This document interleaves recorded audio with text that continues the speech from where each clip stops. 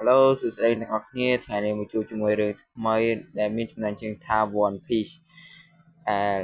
ផ្ដើមសាច់រឿងមកមានចោរសមុទ្រម្នាក់ដែលគេយកប្រហារជីវិតនេះឈ្មោះថា Korocher ដែលនៅពេលដែលប្រហារជីវិតគាត់មានមនុស្សម្នាជាច្រើនបានមកមើលក្នុងការប្រហារជីវិតរបស់គាត់ប្រហែលជាគាត់ជាចោរដ៏ចិត្តល្អណាស់ពេលដែលប្រហារជីវិតគាត់ចោរសមុទ្រម្នាក់នឹងបានប្រាប់ថាកំណត់ One Piece ពិតជាមានពិតប្រាកដមែនអ្នកដែលបានរកឃើញកំណត់ One Piece មុនគេនឹងគឺជាម្ចាស់នៃកំណត់ One Piece នឹងតែម្ដងនៅពេលនោះមានចោរសមុទ្រជាច្រើនបានចេញទៅរកកំណត់ One Piece នឹងកាត់មកក្នុងហាងស្រាមួយដែលបង្ហាញអំពីតួអង្គឯករបស់យើងគឺ Monkey Lee Luffy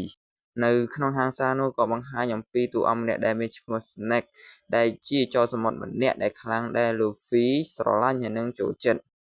នៅពេលនោះស្រាប់តែមានចោរសមុទ្រខ្លាំងម្នាក់ដែលបានចូលមកអន្លុកក្នុងទៀមស្រារបស់យើងដែលមានឈ្មោះថា Magino ដែលបានមកទិញស្រាតែបានអស់ស្រាពេលនោះ Snake របស់យើងក៏ចិត្តល្អហុចស្រាឲ្យគេឲ្យ Mario មួយតែ Mario មិនយកហើយក៏បានវាស្រានោះបំបែកចោលហើយក៏បានយកលំពែងនោះនឹងដាវប្រងគំរាមសម្រាប់មនុស្សដែលនៅក្នុងហាង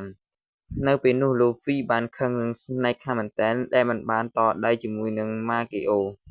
នៅពេលនោះ Luffy ថា Snake គឺជាចោរសមុទ្រដ៏កំសាកម្នាក់មិនហ៊ានតដៃជាមួយនឹងគេហើយពេលនោះ Luffy ក៏បានលួចស៊ីផ្លែឈើពិសេសរបស់ Snake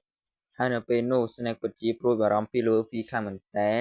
ដែលប្រាប់ Luffy ថាអ្នកដែលហូបផ្លែឈើពិសេសនេះនឹងមិនអាចចេះហែលទឹកពេញមួយជីវិតហើយ Luffy បានញ៉ាំប៉ះផ្លែឈើដែលមាន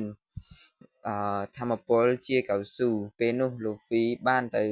តាមរបស់ Magio ឲ្យទៅសុំទោសរបស់ Snake ពេលនោះ Magio ធ្វើបាប Luffy ខ្លាំងមែនទែនពេលនោះ Snake ក៏បានមកដល់ហើយជួយ Luffy ឆាកប្រយុទ្ធរវាងចោរសមុទ្រទាំងពីរនឹងក៏បានចាប់ផ្ដើមនៅពេលនោះនៅក្នុងការចម្បាំងនោះគឺមានការប្រឆាំងមានការតទល់គ្នាខ្លាំងមែនទែនហើយមានអ្នកស្លាប់ជាច្រើនពិសេស Magio បានចាប់ Luffy គាត់ទៅក្នុងទឹកហើយក៏បានស្រែកយ៉ាងសប្បាយពេលនោះគាត់មានសត្វ Snake King មួយមកចាប់ទៅបាក់គាត់ហើយប្រងខំ Luffy ពេលនឹង Snake ក៏បានមកជួយ Luffy ដោយសម្លឹងមើលសត្វ Snake King នោះក៏បានភ័យក៏បានជាមួយចូលទៅក្នុងទឹកពេលនោះ Luffy បានយំយ៉ាងខ្លាំងនៅពេលហេតុការណ៍នោះបានបញ្ចប់ Luffy បានសុំ